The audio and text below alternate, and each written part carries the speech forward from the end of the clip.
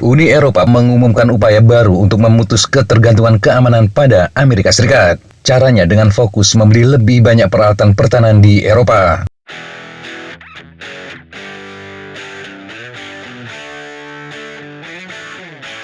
Badan Eksekutif Uni Eropa meluncurkan strategi keamanan yang disebut Kesiapan 2030 dengan ancaman agresi Rusia sebagai perhatian utama. Perkiraan intelijen NATO menunjukkan Rusia dapat melancarkan serangan di Eropa lagi dalam 3 hingga 5 tahun. Bulan lalu, pemerintah Trump mengisyaratkan bahwa prioritas keamanan Amerika berada di tempat lain, yakni di sepanjang perbatasannya sendiri dan di Asia. Eropa harus berjuang sendiri dan membantu Ukraina di masa mendatang. Hal itu terjadi saat perang darat terbesar di Eropa dalam beberapa dekade memasuki tahun keempat.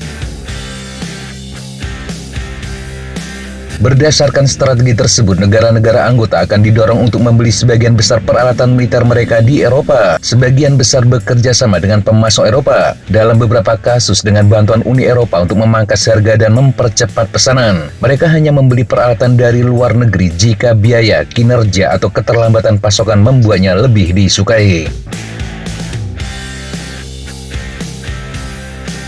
Dalam beberapa tahun terakhir, 27 negara Uni Eropa telah menempatkan sekitar 2/3 pesanan mereka pada perusahaan pertahanan Amerika. Agar memenuhi syarat untuk pinjaman baru, mereka harus membeli setidaknya 65% peralatan dari pemasok di Uni Eropa, Norwegia, atau Ukraina. Uni Eropa juga mempertimbangkan rencana senilai 800 miliar euro untuk meningkatkan pertahanan guna melawan kemungkinan penarikan diri Amerika. Ini sekitar 14.300 triliun rupiah.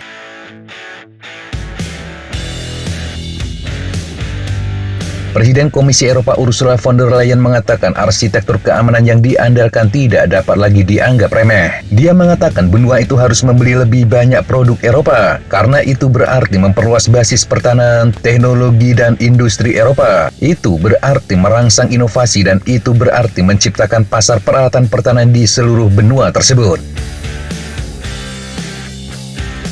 Komisaris Pertahanan pertama Uni Eropa, Andrius Kubilius, memperingatkan bahwa 450 juta warga Uni Eropa tidak seharusnya bergantung pada 340 juta warga Amerika untuk membela dirinya.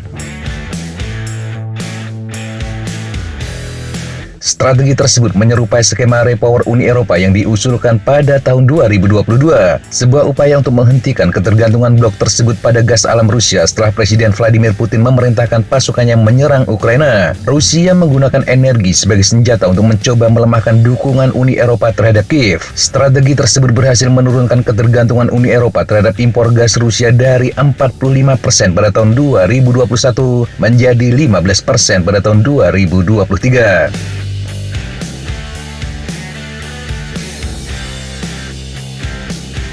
Cetak biru baru tersebut diluncurkan menjelang pertemuan puncak para pemimpin pemerintahan Uni Eropa. Dalam pembicaraan darurat pada 6 Maret, mereka menyetujui proposal untuk melonggarkan pembatasan anggaran dan membuat rencana pinjaman sebesar 100 miliar euro untuk proyek pertahanan. Ini sekitar 2.680 triliun rupiah. Perusahaan pertahanan di Amerika, Inggris, dan Turki akan dikecualikan dari rencana pinjaman, kecuali pemerintah tersebut menandatangani perjanjian keamanan dengan Uni Eropa.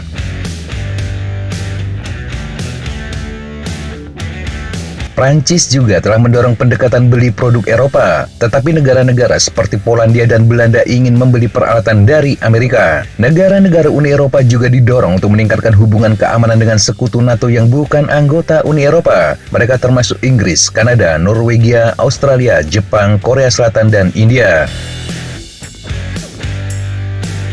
Prioritas pengeluaran untuk pembelian bersama adalah sistem pertahanan udara dan rudal, artileri, amunisi, pesawat nirawak, dan peralatan untuk digunakan dalam perang cyber dan elektronik. Selain itu juga pendukung strategis seperti pengisian bahan bakar udara ke udara dan instalasi keamanan perbatasan darat.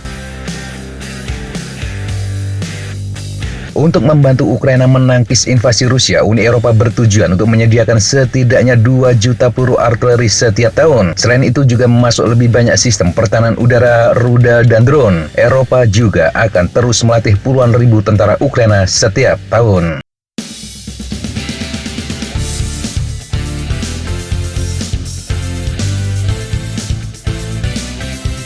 Demikian sahabat Jatah informasi yang bisa kita sampaikan untuk kesempatan kali ini. Sampai jumpa di kesempatan yang berbeda. Tetap semangat dan jaga kesehatan. Salam Fly Like an Eagle, Fight Like a Falcon.